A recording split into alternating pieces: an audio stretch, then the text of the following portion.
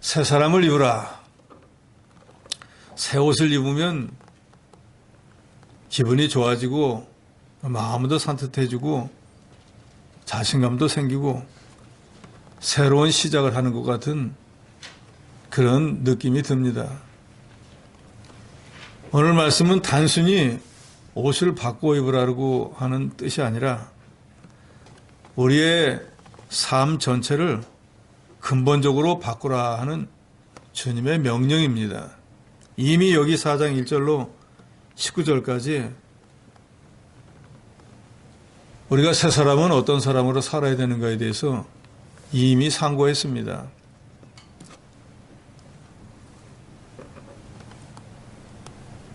오늘 20장로부터 마지막 절까지는 새 사람을 입으라고 했는데 새 사람을 입으려면 제일 먼저 옛사람을 벗어버려야 합니다. 낡고 썩어진 것을 버리고 거기에 새 옷을 입어야지 그 썩어진 것을 그대로 두고 그 위에다 새 옷을 입는다고 하면 아무런 의미가 없습니다. 가치가 없어집니다. 새 사람을 입는다고 하는 것은 다른 말로 불신자의 삶에서 신자의 삶으로 변화되라는 것을 말합니다. 예수 믿기 이전과 예수 믿은 이후에 삶이 달라져야 된다는 걸 말하고 있습니다. 우리가 예수 믿기 이전에는 마귀 종살이하며 이 세상에만 마음을 두고 하나님을 알지 못하고 약속의 말씀을 몰랐기 때문에 이 세상이 끝나면 끝나는 줄로만 알았어요. 죽으면 망하는 줄 알았습니다. 그런데 예수를 영접하고 하나님을 알게 되고 나니까 이 세상만 있는 것이 아니고 내세가 분명히 또 있고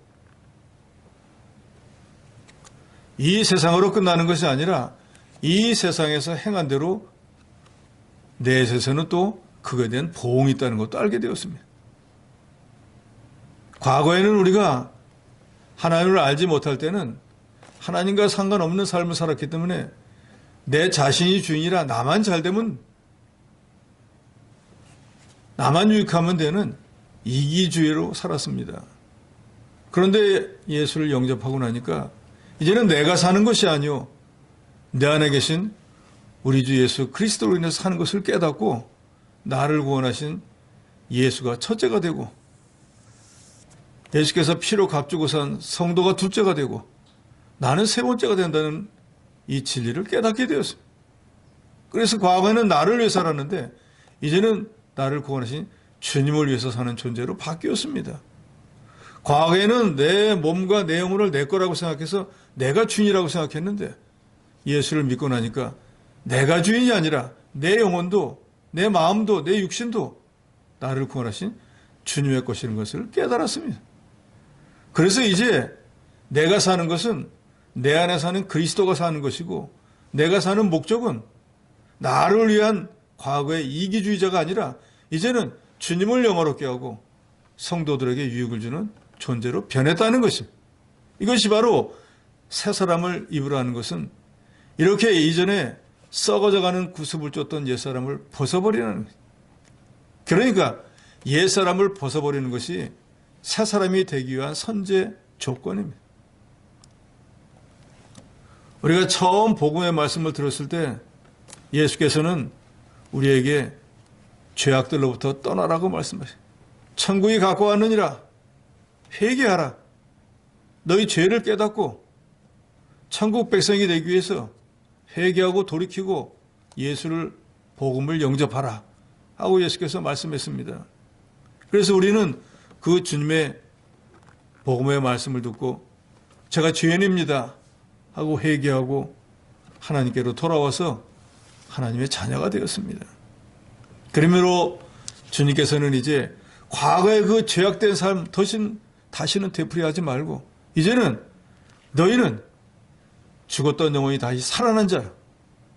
과거와 현재 미래 죄를 다 사함받은 자이니까 이제는 하나님의 벽정에서 너희는 죄인이 아니고 의인으로 인정을 받은 칭의, 의인이 되었으니까 이제 하나님을 위하는 하나님 나라를 확장하는 이 의인의 삶을 살아야 된다라고 하시면서 예수님께서는 너희는 이제 세상의 빛이다. 너희는 세상의 소금이다. 라고 말씀하시면서 우리의 선한 행실을 통해서 이 불신자들에게 하나님의 영광을 드러내는 빛과 소금 역할을 감당하라 그랬습니다.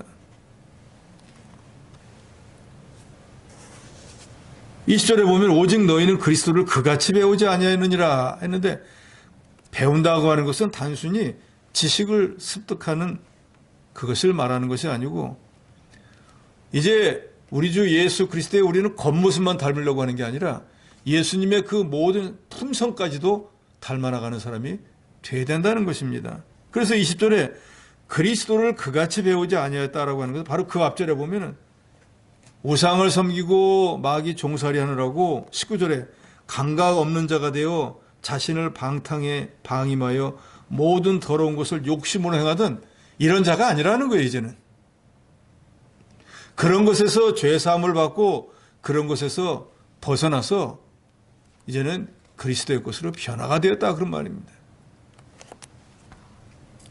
21절에 진리가 예수 안에 있는 것 같이 너희가 참으로 그에게서 듣고 또한 그 안에서 가르침을 받았을진데, 진리는 그리스도 안에 있습니다. 예수님 말씀하시죠. 내가 길이요 진리요 생명이라. 예수님 자체가 진리예요. 예수님의 말씀이 진리입니다. 하나님의 말씀이 진리입니다. 세상은 자기 자신을 위해서 살라고 하지만 우리를 구원하신 우리 주 예수 그리스도는 자기를 부인하고 나를 따르라고 말씀하십니다. 이것이 바로 진리인 것입니다. 그리스도를 알고 진리를 깨달은 사람은 그 말씀대로 먼저 자기를 만들고 진리의 말씀대로 행할 것입니다. 그래서 주님은 말씀합니다. 너희가 그리스도 안에서 가르침을 받았을진데 이제 너희는 어떤 삶을 살아야 되는가? 22절 같이 있습니다. 22절입니다. 시작. 너희는 유혹의 욕심을 따라 썩어져가는 구습을 따르는 옛사람을 벗어버리고 그랬습니다. 유혹의 욕심을 따라 썩어져가는 구습을 버리라 그랬습니다. 그러니까 썩어져가는 구습이라고 하는 말이 어려운데 한마디로 옛사람이라고 생각하면 됩니다. 그러니까 옛사람이라고 하는 것은 욕심을 따라 행하는 사람이. 과거에 우리는 우리 안에 있는 욕심을 따라서 내가 하고 싶은 대로 내 마음대로 하려고 했습니다. 그런데 이제 하나님의 자녀가 되고 보니까 내 안에 계신 그리스도께서 모든 일에 간섭을 하시는 거예요.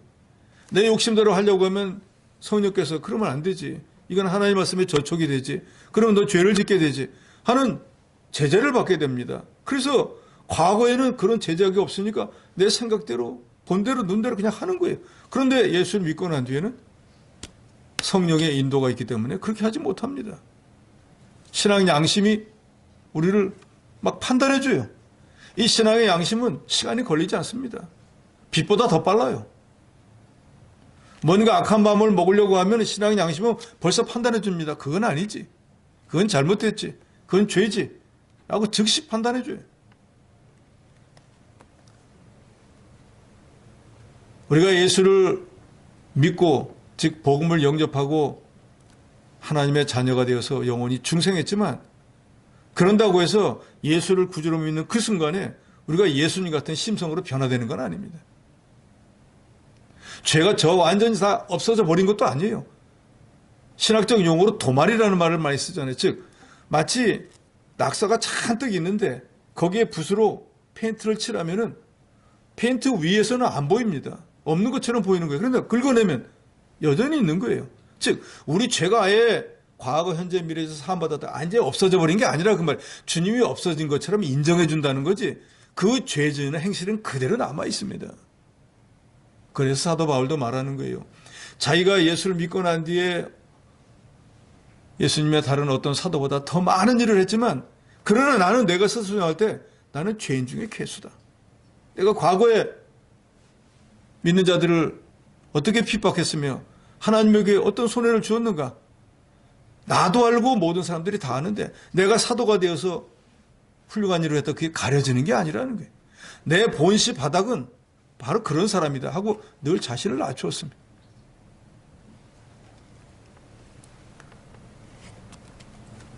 중생한 신자에게도 여전히 육신의 부패성, 즉 썩어져가는 구습을 쫓는 옛사람이 남아 있습니다.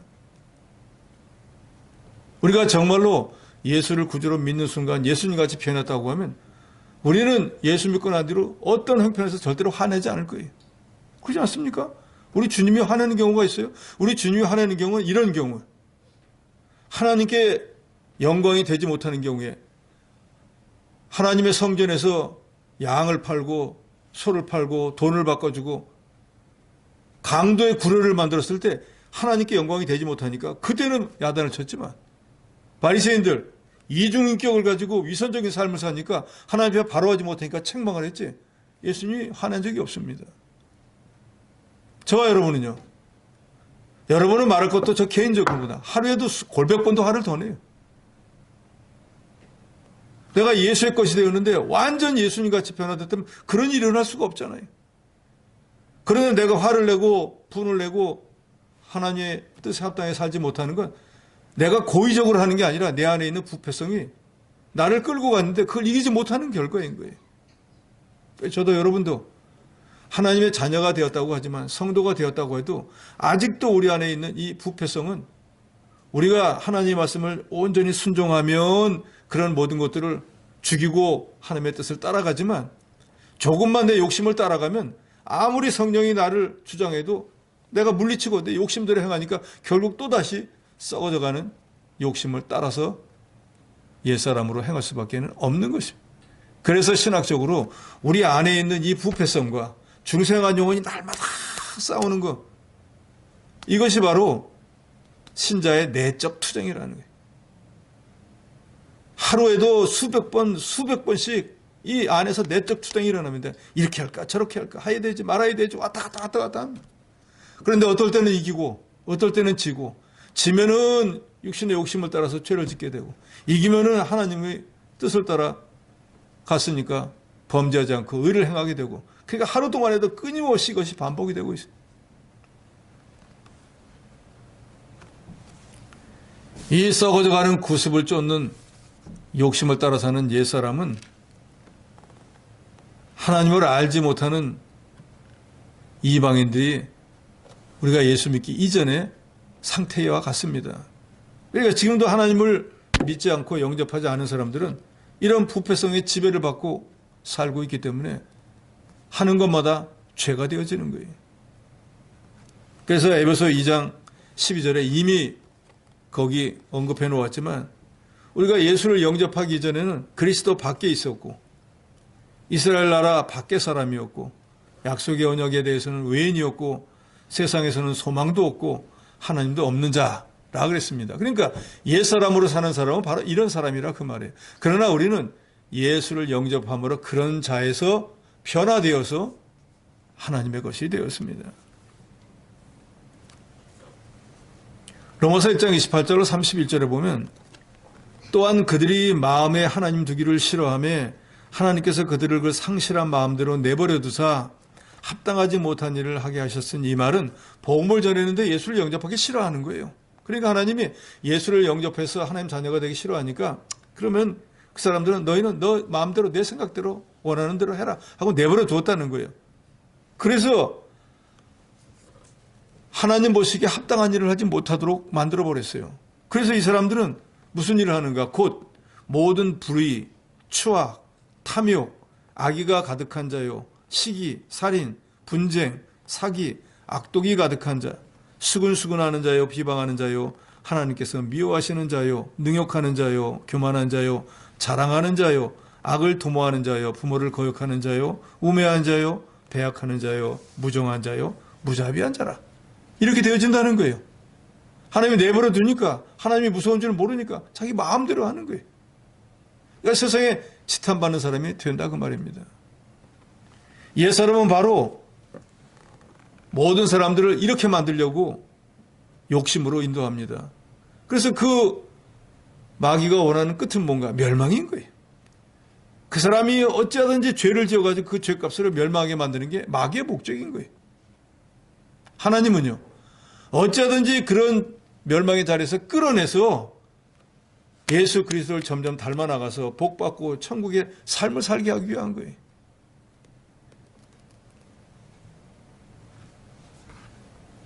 그러니까 예수를 구주로 믿었다고 할지라도 우리가 정말로 깨어있지 않으면 언제 옛사람의 지배를 다시 받게 될지 그건 누구도 장담하지 못합니다.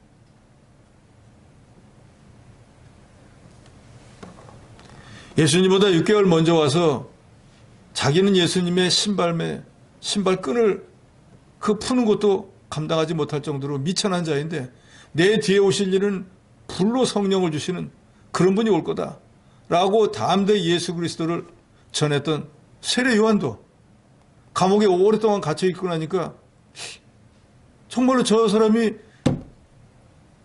메시아고 예수 그리스도이고 하나님이면은 내가 이 감옥에 갇힌 걸 뻔히 알고 있는데 왜 와서 구워주지 않는 거야? 의심이 들기 시작합니다. 자기가 그렇게 전했는데. 그 의심이 드는 근본 이유는 뭘까요? 자기 생명에 대한 애착이기 때문에. 내가 이렇게 복음을 전했으니까 죽든지 살든지 이건 하나님의 뜻이다라고 했다면 세례요한이 자기 죄를 다시 예수님에게 보내고 당신이 오시리입니까? 라고 묻지 않았을 거예요. 하늘에서 불을 내리던 위대한 선지자 엘리야, 바알 아세라를 섬기던 선지자들을 850명을 다 죽여버린 대단한 사람 아닙니까? 자기가 기도하면 불이 내려오기도 하고 3년 6개월 동안 비가 내리지도 않는 대단한 능력을 가진 사람인데 갑자기 이세벨이가 편지 한 통 받으니까 보낸 그 편지를 받고 내일 너도 내가 죽인 사람처럼 될 거라 하니까 생명의 애착이 들어가지고 걸음만 나살려라 도망가 버리지 않았습니까? 그게 바로 옛사람의 지배를 받은 증거인 거예요. 하늘에서 불을 내리는 위대한 선지자가 그 편지 한 통에 벌벌 떨 이유가 뭐가 있겠어요? 그러니까 우리가 이 육신의 욕심에 이끌리면 누구나 갈 것도 없이 하늘에서 불을 내리는 선지자가 되었든지 예수님을 밝히 증거하던 세례 요한이 되었든지 이 욕심에 이끌리면 누구나 다 같이 그와 같이 될 수밖에 없다는 걸 보여줍니다. 썩어져가는 구습은 그리스도를 영접하기 전에 이방인의 타락한 생활을 말합니다.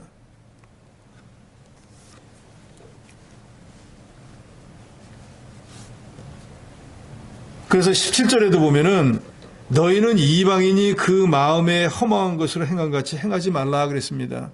그러니까 썩어져가는 구습을 쫓으면 허망한 것을 쫓아가는 사람이 되는 거예요.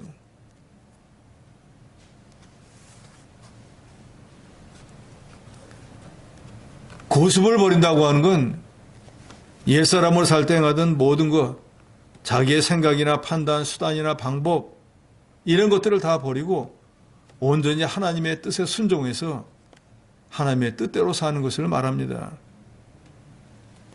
아브라함에게 본토와 친척 아비 집을 떠나라고 할 때 갈 바를 알지 못했지만 말씀을 쫓아갔던 것처럼 모든 것을 버리고 말씀만을 쫓아가는 것이 그게 바로 썩어져가는 구습을 버리는 것이에요. 그래서 예수님께서도 너희가 나를 따라오려거든 내 제자가 되려거든 할 때 제일 먼저 뭘 말씀하죠?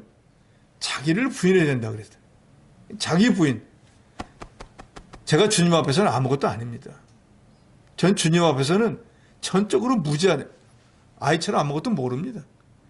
저는 능력이라고는 힘이라고는 없습니다. 그러니까 힘도 없어, 능력도 없어, 아는 것도 없어. 그러면 어떻게 해야 되겠어요? 주님이 하라는 대로 해야 되죠. 그러지 않습니까? 우리가 예수를 구주로 믿는 그 순간에 주님 앞에서 우리가 그와 같은 존재가 되어야 된다는 거예요. 그럼 주께서 전도하라. 예. 봉사해라. 예. 온전한 11조 생활하라. 알겠습니다. 왜 아니오라는 게 있을 수가 없는 거예요.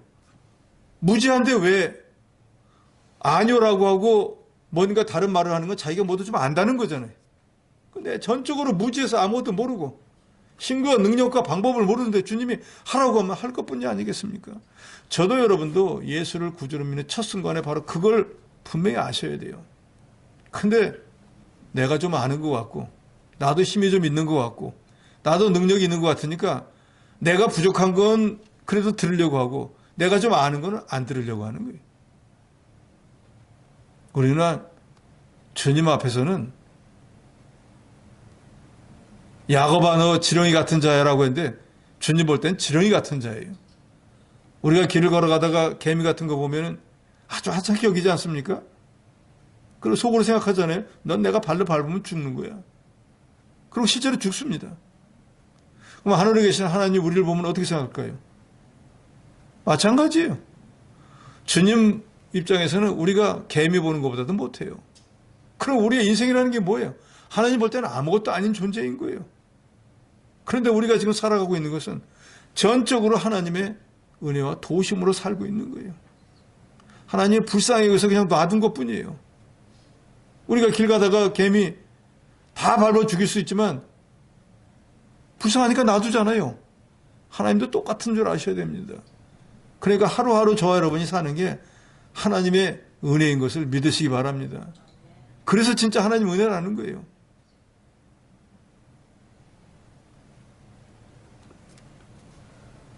옛사람을 벗어버리지 않으면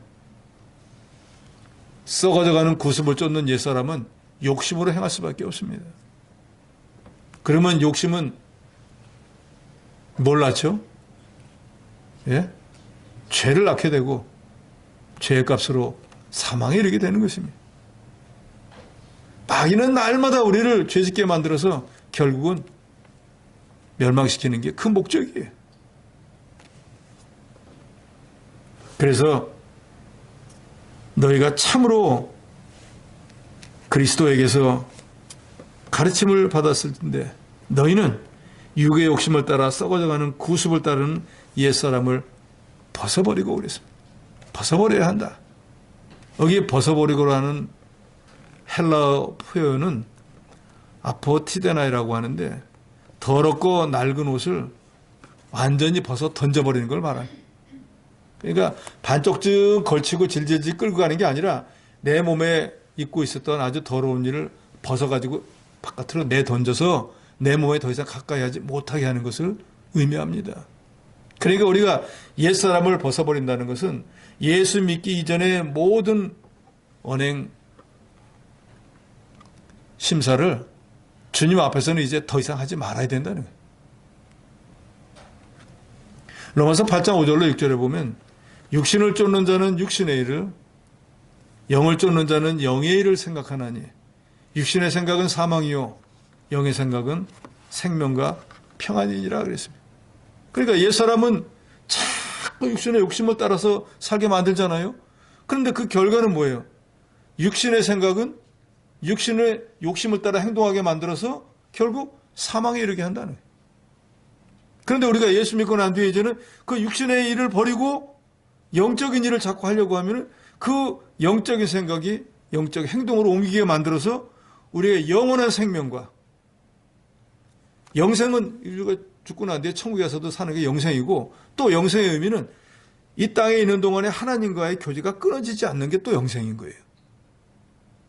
뿐만 아니라 심령에 늘 평안을 주신다는 거예요. 죄를 진 게 없으니까 심령이 평안하죠. 죄진 자는 늘 불안하잖아요. 가다가 누가 여보시오 부르기만 해도 자기 부른 줄 알고 놀라잖아요.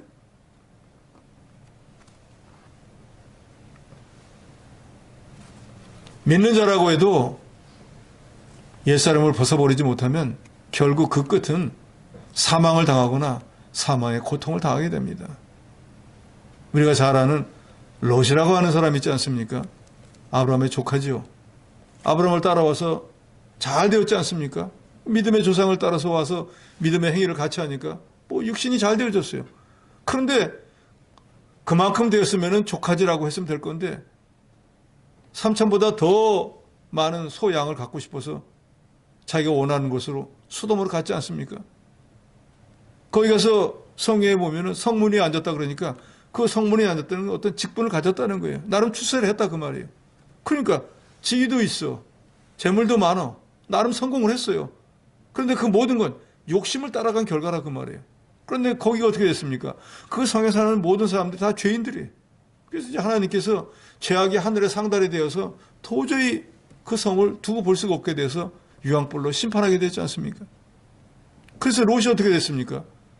자기가 그동안 일궈놓은 모든 것을 그 성에 그대로 다 두고 유황불에 다 멸망당하는 걸 뻔히 보면서 나와야 됐어요. 나오기만 하면 되는데 여전히 자기가 가진 것에 대한 미련을 버리지 못해서 썩어져가는 그 구습을 쫓아서 뒤돌아보면 안 된다고 하는데도 그여이 그 뒤를 돌아봤다가 자기 안에는 소금기둥이 돼버리고 말았어요. 믿는 자라고 해도 썩어져가는 구습을 쫓으면 이처럼 결국은 아내는 죽어버리고 자기는 사망의 고통을 당하게 되었어요. 하나님의 사사했던 삼손은 어떻습니까? 죄를 열심히 할 때에는 블레셋의 어떤 사람도 삼손을 이기지 못하고 그 백성들을 평안하게 사는 하나님의 뜻을 잘 준행했는데 육신의 욕심을 따라서 그 들릴라와 연애하는 일에 정신이 다 팔려버리니까 하나님이 가지고 있던 힘을 다 가져가 버리고 이 사람 어떻게 됐습니까? 자기가 낙이 턱 빼어나가지고 1000명씩이나 죽이던 그 사람들에게 오히려 자기가 포로로 잡혀서 그 사람들에 의해서 두 눈알이 뽑히고 온몸이 쇠사슬을 묶이고 감옥에 가서 연자맷대로 들면서 그 사람들을 위해서 조롱거리가 됐다가 결국은 마지막 기도를 하나님이 들어주어서 천장이 무너서 그 사람들과 같이 비참하게 죽어버리고 말았지 않습니까? 결국 욕심을 따라 썩어져가는 구습을 쫓는 옛사람을 다시 그 행실을 반복하게 되면 결과는 정말로 육신의 죽임을 당하든 육신이 죽음을 당하는 것 같은 고통에 빠지게 된다는 것을 우리가 분명히 알 수가 있습니다. 그래서 주님은 예수 믿고 구원 얻은 성도들에게 이렇게 말씀합니다. 썩어져가는 구습을 벗어버리라. 그거 너희를 살리는 줄 알고 예수 믿기 전에는 그거 아니면 죽는 줄 알고 살았지만 그게 바로 너희를 죽이는 큰 장애물이었다. 그렇기 때문에 사도 바울은 예수 믿고 난 뒤에 그걸 배설물이라고 했잖아요. 내가 그때 그것들이 나를 출세시키고 내가 자랑거리인 줄 알고 했던 그게 예수를 믿고 나서 보니까 이 세상에서 가장 고상한 짓인 예수를 알고 나서 보니까 이건 나를 망치고 나를 죽이는 역할을 하는 게 바로 그거구나 했고 그걸 아주 너무 더러운 배설물처럼 내버렸다 그랬지 않습니까? 그런데 저와 여러분은 예수 믿기 전에 그것이 무슨 얼마나 대단한 줄 알고 그걸 버리지 못하고 여전히 그걸 끌어안고 버리지 못하는 사람들이 얼마나 많습니까? 그게 나를 망치게 하는 거예요.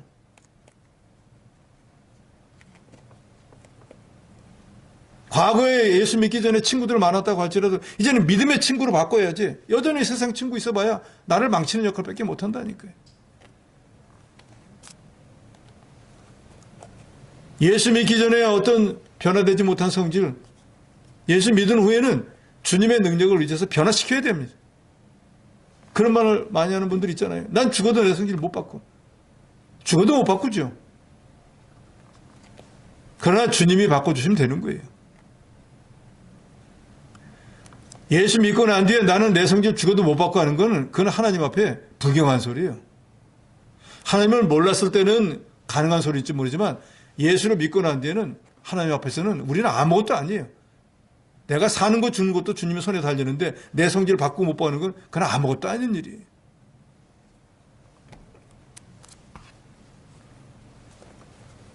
새 사람이 되려면 옛 사람을 벗어버려야 됩니다.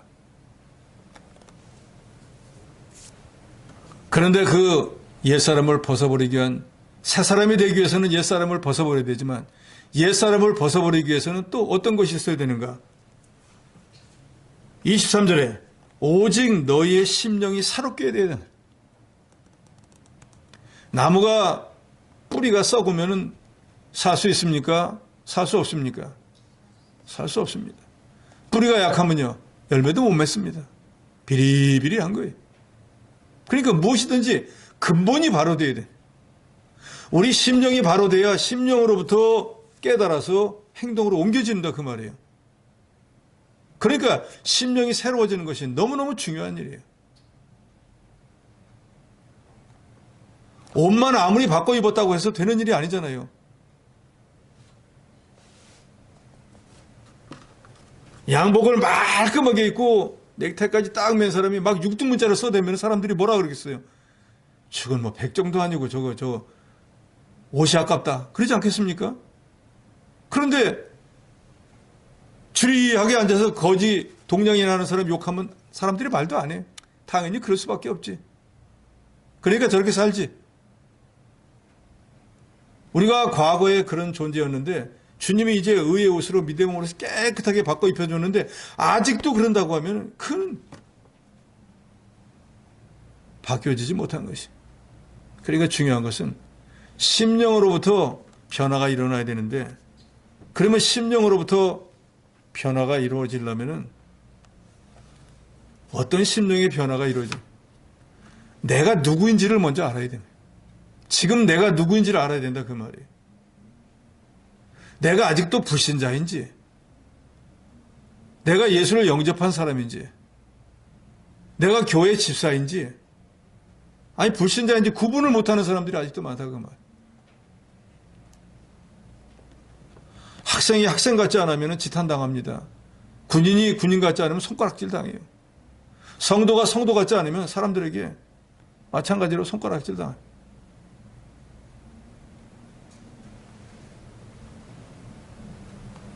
심령이 새로워지려면 내가 누구인지를 먼저 알아야 됩니다. 저와 여러분은 예수의 보혈로 죄 씻음을 받아 하나님의 자녀가 된 성도입니다. 나는 성도야. 거룩한 물이야. 지식으로지만 너는 내 것이야. 주님이 했다. 그게 뭐가 중요해요? 주님의 것이 됐다 하는 거 중요할 수 있지만 주님의 것처럼 사는 게 중요한 거지. 주님의 것이 된 것이 예수 믿으면 다 주님의 것이 되는 거예요. 주님의 것처럼 행하는 게 중요하다 그 말이에요. 그러니까 주님의 것처럼 행하려면 내가 누구인지를 알아야 심령으로부터 변화를 일으킬 수 있다 그 말이에요. 그때 옛사람을 벗어버리는 거예요. 내가 누구인지를 아니까 아이고 지금 뭐야 내가 지금 이게 무슨 일을 하고 있는 거야 깨닫지 않겠습니까? 그런데 자기가 누구인지를 모르니까 교회 집사가 됐든 뭐가 됐든 불신자처럼 똑같이 행하는 거예요. 그럴 수가 없잖아요.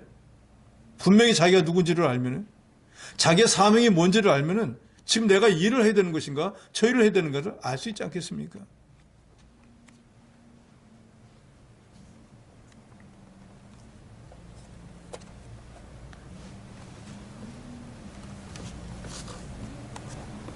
어려운 얘기지만 새 사람으로 살으려면 이제는 우리 안에 계신 이 성령의 인도와 주장을 받는 사람이 되어야 됩니다.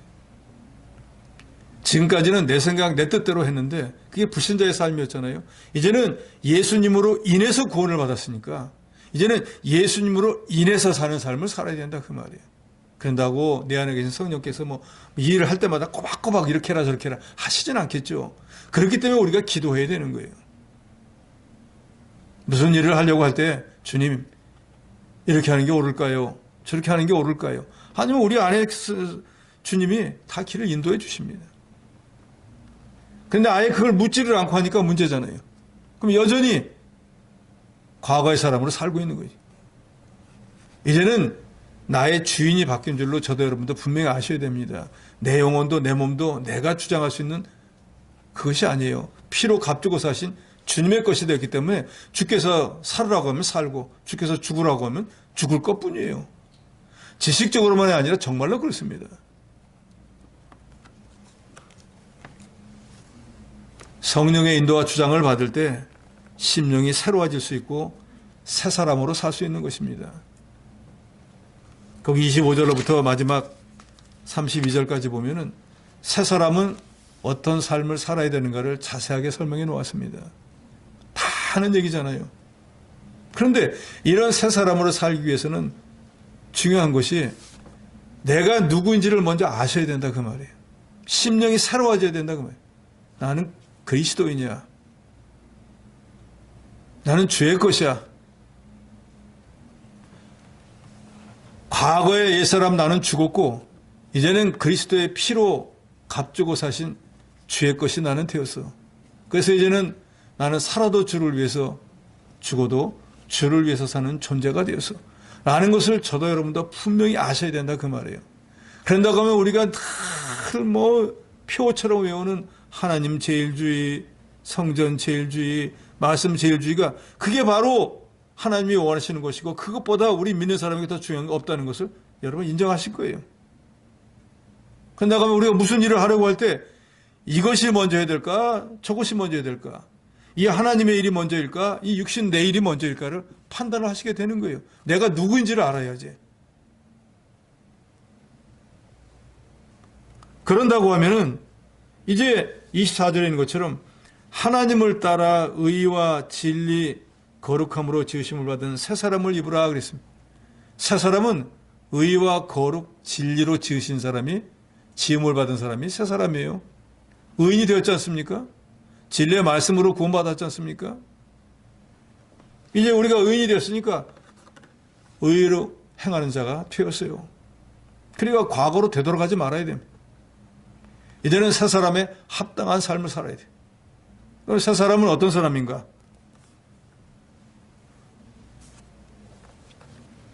고린도서 5장 17절에 보면 누구든지 그리스도 안에 있으면 새로운 피조물이라 이전 것은 지나갔으니 새 것이 되었다 그래요. 이제 우리가 새 것이 되었습니다. 그래서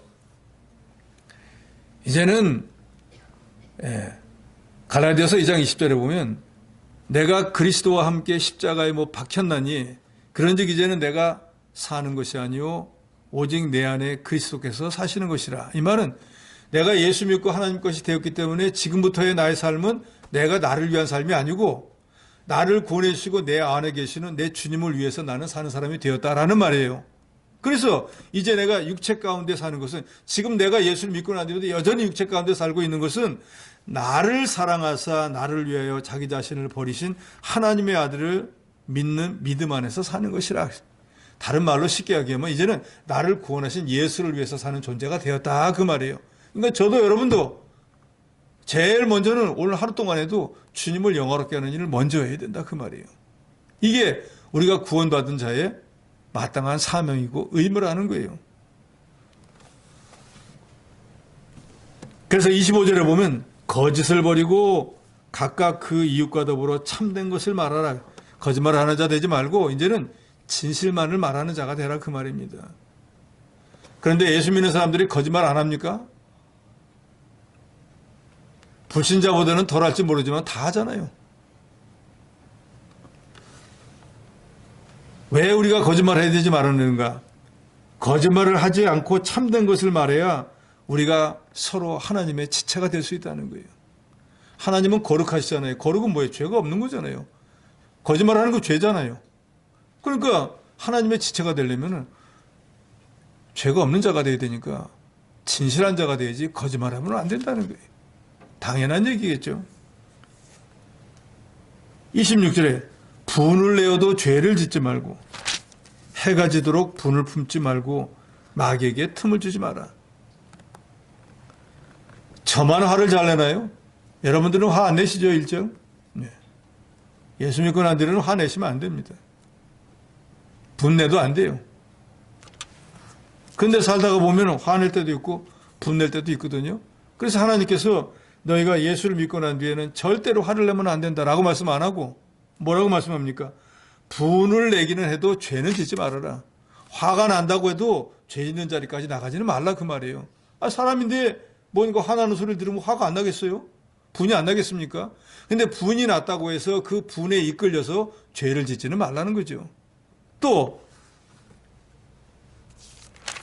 거기 뭐라 그랬죠? 해가 지도록 분을 품지 말고 마귀에게 틈을 주지 말라 그랬습니다. 그 말은 아침부터 한바탕 했다. 그러면은 올 하루가 끝나기 전에 그 분내고 화낸 일에 대해서 마감을 하라 그 말이에요. 내일까지 끌고 가지 말라 그 말이에요. 왜? 만약에 그 분내고 화낸 일을 오늘 하루 안에 해결을 못하게 되면은 그걸 끝까지 품에 품고 있다가 마귀가 그것을 이용해가지고 죄 짓도록 만들기 때문이라 그 말이에요.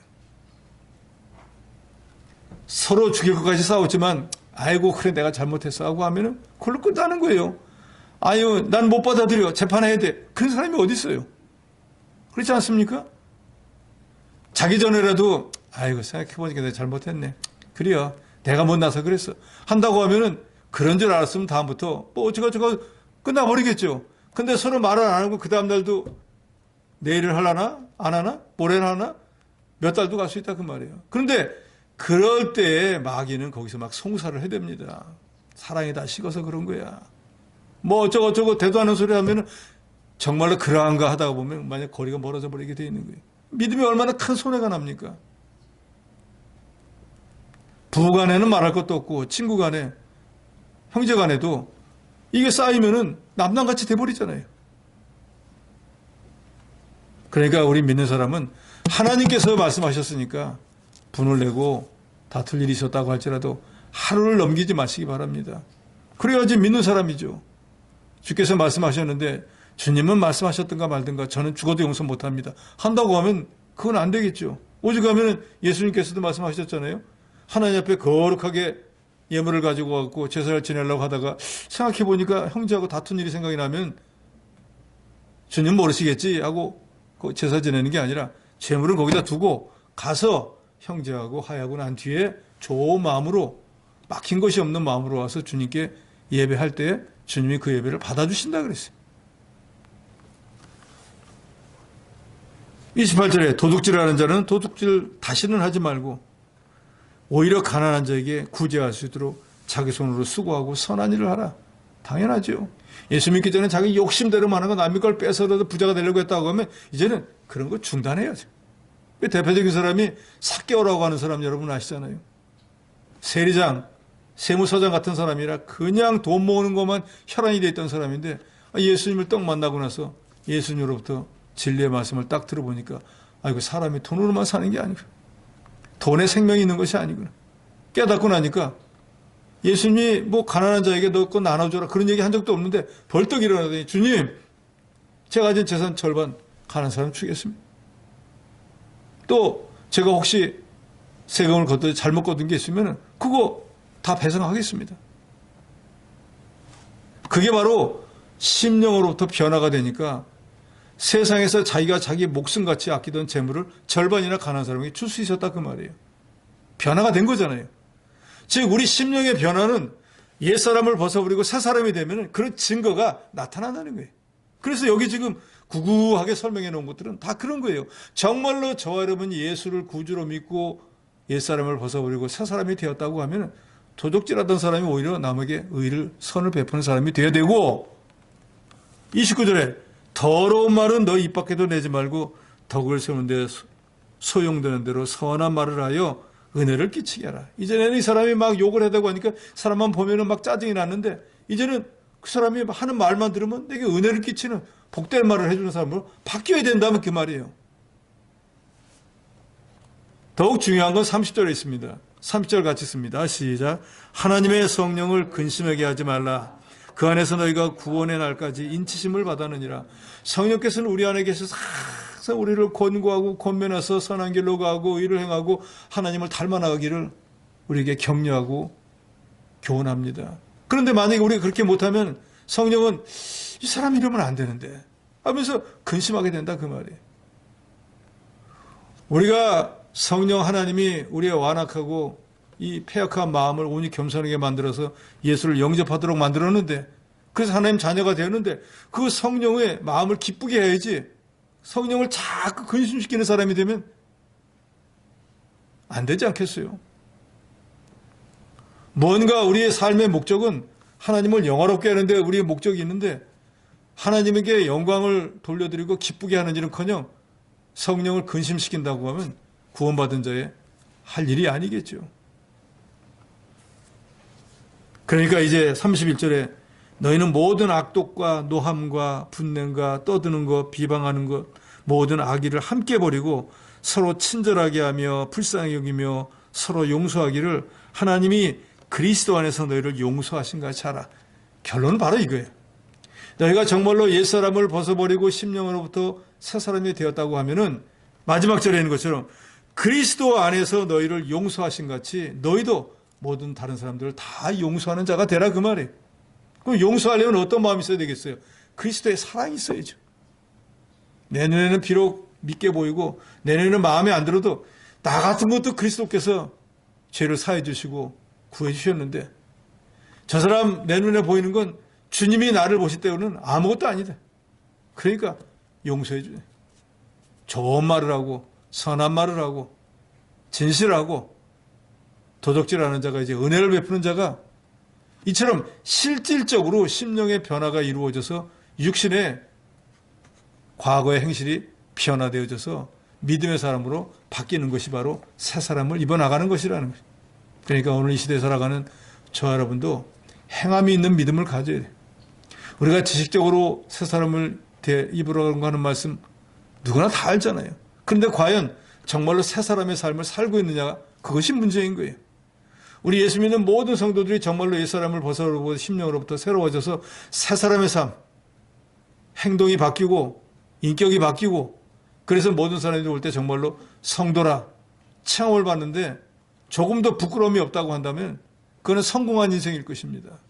저도 여러분도 내가 과거에 옛사람이었지만 이제는 그리스도로 인해서 새 사람이 된 것을 분명히 깨달으시고 심령으로부터 내가 하나님의 사람인 것을 분명히 알고 이제는 지식적으로만이 아니라 행동으로 변화를 일으켜서 정말로 하나님이 보시기에도 주변 사람들이 볼 때에도 새 사람이 되었구나 라고 인정받는 그리스도인들이 되어야 되겠습니다.